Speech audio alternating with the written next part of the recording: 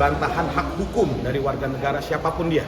Ya, memang dalam jurisprudensi mayoritas eksepsi itu jarang atau kurang dapat diterima oleh majelis. Ya, karena eksepsi ini soal bicara jaksa menerima atau tidak menerima itu hak hukum masing-masing para pihak. Ya, jaksa mewakili negara tentunya dari korban gitu ya. Tapi kalau bicara siapa yang memutuskan eksepsi itu diterima atau tidaknya ya majelis hakim. Gitu loh. Jaksa pasti menolak. Ya, dalam konteks karena asas hukumnya atau adagium dari jaksa itu adalah bagaimana caranya menuntut warga negara itu bersalah. Otomatis ketika ada sanggahan yang dilakukan oleh pihak penasihat hukum dan atau terdakwa, adagium dasarnya itu cara berpikirnya udah pasti dia menolak. Ya, tapi kan kembali kepada pihak majelis hakim yang akan memeriksa dan memimpin perkara untuk dapat memutuskan nanti apakah diterima eksepsinya atau tidak. Bang, kalau untuk perubahan pasal sendiri dalam terkait hukum gini tuh hal yang biasa atau enggak sih, Bang? Sebetulnya gini, mengenai perubahan pasal ini menjadi hal yang kritikal maksudnya saya, critical point karena proses BAP dari penyidikan ya dalam KUHAP dan juga manajemen penyelidikan dan penyidikan di Perkap ya dan atau dalam peraturan jaksa secara umum dan internal ya, perubahan pasal ini tidak terjadi umum ya. Tandanya apa? Ada ketidaksiapan dari pihak penyidik pindah ke tahap 2 di kejaksaan, kan jaksa ini memeriksa. Seharusnya dalam proses sebelum persidangan dilimpahkan ke pengadilan, jaksa itu memastikan dulu. Ini kan tandanya mohon maaf ya, kalau dari kami posisi sebagai praktisi hukum atau advokat, ini celah.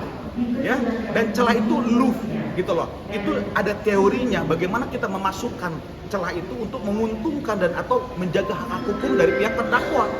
Dan jujur ketika ada berita seperti itu yang paling diuntungkan adalah pihak terdakwa NM seperti itu aja poinnya. Tapi Bang, wajar ya Bang ketika di penyidikan ini sampai akhirnya ke tangan jaksa itu ada perubahan seperti ini? Kalau tahap 1 ke tahap 2 ada perubahan is okay. Karena masih dalam penyidikan di internal penegak hukum APH. Tentunya ini sah-sah saja ketika semua dilakukan berita acara.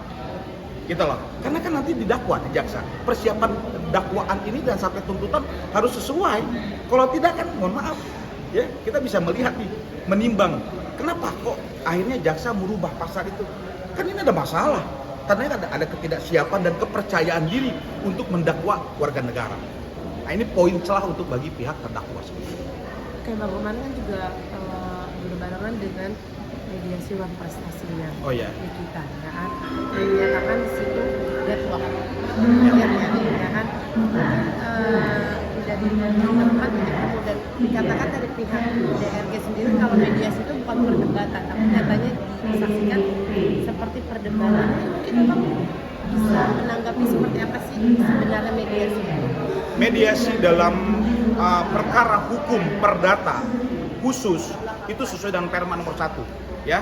Tentunya mediasi ini adalah ikhtiar negara menyelesaikan perkara-perkara hukum warga negara di Indonesia itu tidak sampai lanjut sampai proses pokok perkara agar memastikan asas kepastian hukum, agar juga menjadikan asas efisiensi efektif, cepat, sederhana. Itu adalah asas negara dan itu tugas negara. Makanya ruang mediasi ini diharapkan bisa menyelesaikan perkara perdamaian, dading akhirnya. Apa produk dari perdamaian mediasi tadi? Itu akta dading yang diputuskan oleh majelis hakim. Mediasi itu ada tahapannya. Ya, masing-masing para pihak menyiapkan resume yang di luar gugatan. Agar apa? Ketemu titiknya. Ya, apakah ini bisa disamakan keinginan, kehendak dari pihak tergugat ataupun keinginan dari pihak penggugat. Ketika ketemu resumenya oleh hakim mediator non hakim misalkan ya atau mediator, tentunya ini akan menjadi kesepakatan bersama. Tapi kan senyatanya kita sudah bisa duga lah ya, mediasi ini sebenarnya adalah sarana yang kita ingin buktikan oleh pihak NN. Kalau menurut saya seperti itu pandangan. Kalau dalam hal ini Bang, kasus pemerasan ini dengan berjalannya juga ada gugatan perdatanya juga, itu jalan beriringan itu bisa atau memang harus satu dulu dihentikan menyelesaikan satu itu seperti apa? Dalam peraturan Mahkamah Agung dalam internal itu memang ada aturannya, Mbak. Ya, tapi aturan itu harus kita lihat secara mulai waktu terjadinya proses hukum. Karena ada dalam peraturan Mahkamah Agung sebagai dasar hukum. Bila mana perkara 2 dijalankan perkara perdata dan pidana, singkatnya itu harus ditahan dulu. Misalkan perdata masuk duluan, lalu ada laporan pidana, maka pidana itu di dalam peraturan Mahkamah Agung, internalnya dia, agar ditahan dulu yang pidananya. Jadi selesaikan dulu sampai perdata. Tapi kan ini sifatnya tidak eksekutorial kepada pihak APH. Jadi Mahkamah Agung selaku lembaga tinggi peradilan itu meminta kepada APH di luar Mahkamah Agung. Apa? Penyidik, Polri kan, jaksa, ya, itu agar ketika ada perkara yang sama dalam subjek hukum dan objek hukum yang sama, beriringan pidana dan perdata, ternyata perdatanya duluan, maka pidananya ditahan dulu. Paham ya? Agar menjadi kepastian hukum ini muncul asas kepastian hukumnya. Pertanyaannya, waktu perdata dan pidananya pihak MM itu kan nggak sama.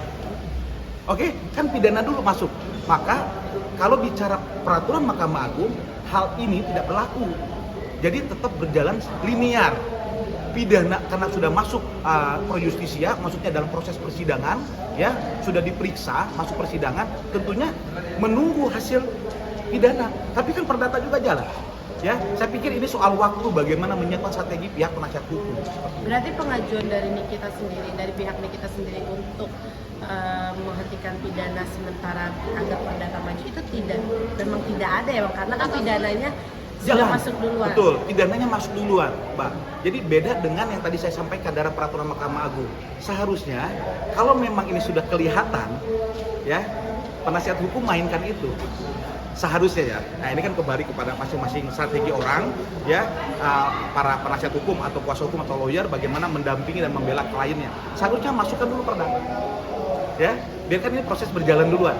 Ini kan masih pemeriksaan, waktu pidana dulu, ya sebagai saksi lah, sebagai apa, akhirnya penetapan sebagai tersangka kan berbeda ceritanya. Tapi ketika ini sudah masuk, itu 2 minggu biasanya. Gugatan masuk, pendaftaran di PTSP pengadilan negeri manapun, itu 2 minggu sudah ada relas untuk sebagai jadwal sidang.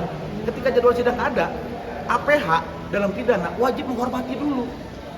Nah, aku pikir ini kurang cepat set lainnya untuk bisa mendampingi klien seperti itu. Berarti walaupun waktu itu Nikis belum P21 tapi sudah dinyatakan tersangka, tetap tidak bisa ya, harus pidananya dulu yang berjalan. Saat ini kondisional faktanya memang pidananya udah duluan. Ini kan udah masuk, udah lama, udah masuk. Sekarang kan tinggal apa nih? 4 bulan. Iya, udah masuk pidana proses persidangan kan, nanti pembuktian saksi. Kan ini kita harus menghormati persidangan. Perdatanya baru setelah itu. Nah ini telat set line kalau menurut saya. Jadi kita dalam konteks kepastian hukum, perkara yang sudah berjalan itu wajib kita menunggu memberikan kepastian hukumnya, gitu loh. Dalam hal ini pidananya NM seperti itu. Oke Bang, menurut Abang nanti perdatanya sendiri akan NO atau seperti apa nih? Mungkin kan cukup agak alot ya, kemarin mediasinya aja agak berdebat gitu kan, akhirnya akan mulai persidangan. Dasarnya NO itu bid open click verlat atau tidak dapat diterima. Kenapa tidak dapat terima? Karena gugatan penggugat obskur libel, kabur, tidak jelas, tidak ada dasar, atau bisa juga error in persona. Apa error in persona itu? Artinya salah subjek hukum. Pertanyaannya, apa isi gugatan pihak NM? Ya, kalau ternyata gugatan pihak NM ini dapat memastikan dalil dan dalihnya ini adalah one prestasi, buktikan. Maka saya melihat ini dari awal tidak akan pernah terjadi mediasi. Kenapa? Logika normalnya pidananya sudah jalan. Maka pihak korban tanda kutip tadi dan atau tergugat di perdata akan mempertahankan hak hukumnya dan itu sah secara hukum negara. Pertanyaannya, bagaimana formula penasihat hukum NF ini memastikan gugatan itu utuh dan jelas agar bisa memastikan dan membuktikan nanti dalil dan dalihnya di perdata bahwasanya apa yang disangka dalam peristiwa hukum di pidananya itu adalah perdata. Oke, bukan adanya pemerasan.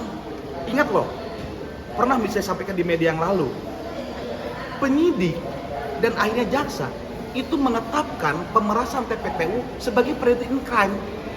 Apa artinya? Kalau pemerasan tidak terbukti, TPPU-nya tidak terbukti. Saya melihat ini, ya masing-masing, sekali lagi ya, kita punya pendapat hukum, dari praktis hukum, siapapun silakan saja. Tapi dalam pandangan pribadi saya, ini terlalu dipaksakan memasukkan pasal TPPU-nya. Kalau menurut pandangan saya, ya, ada sesuatu kenapa dipaksakan masuk TPPU-nya, dan TPPU-nya digabungkan dengan pemerasan. ini berbeda, Mbak. Kalau pemerasannya dulu kemudian masuk tahap 2 atau saat naik sidik ya, ditetapkan tersangka, kan ada pemeriksaan BAP lagi. Seharusnya itu baru dinaikkan. Jadi terpisah. Pertanyaannya, kalau kita masuk ke perdata, lalu apa peristiwa hukum yang terjadi di pidananya ternyata ditetapkan oleh hakim misalkan adalah ituan prestasi. Gimana ayo? Hah? Ini bolanya ada di siapa? Ada DNM. Makanya saya lihat ini kita harus menguji dengan baik secara teori hukum. Oke, makasih Bang.